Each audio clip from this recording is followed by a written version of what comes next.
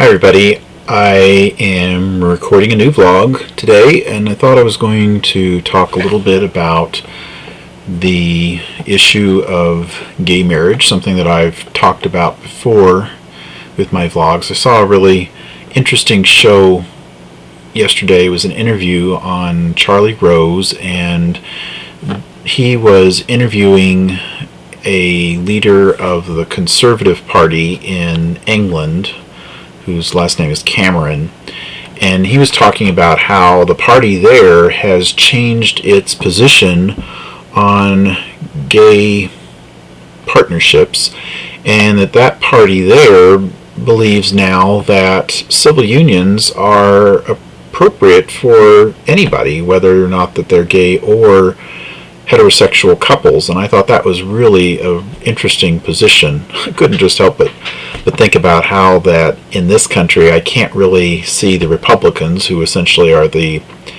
American counterpart of the Conservatives in the UK, as being a party that's going to endorse civil unions. So I found that to be really an interesting position, and I think it's interesting there also that that party recognizes that they need to be a little bit more inclusive of people in the United Kingdom, and have decided to incorporate that part into their agenda. So I found that just to be really interesting.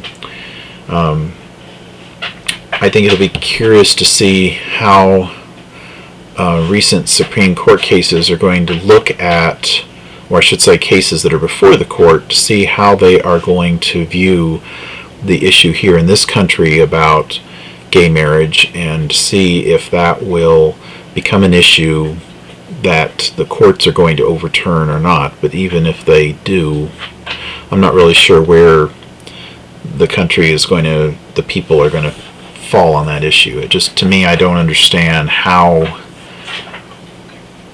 in this country that it's, at this day and age, that it's still considered acceptable to deny something such as civil unions, or marriage for that matter either, to gay couples on the basis of sexuality, when in fact it's not going to change anything. And just because we don't recognize gay marriage or civil unions in this country, for the most part, doesn't mean that it's just going to go away. And the idea that people are going to no longer be gay or no longer be bisexual and have same-sex interests, to me that argument just doesn't make any sense at all. How some people purport that it's going to destroy, if we allow same-sex unions, that it is going to somehow destroy the family unit in this country or in our world. It just, to me, that logic is just completely untenable, because it just doesn't make any sense at all.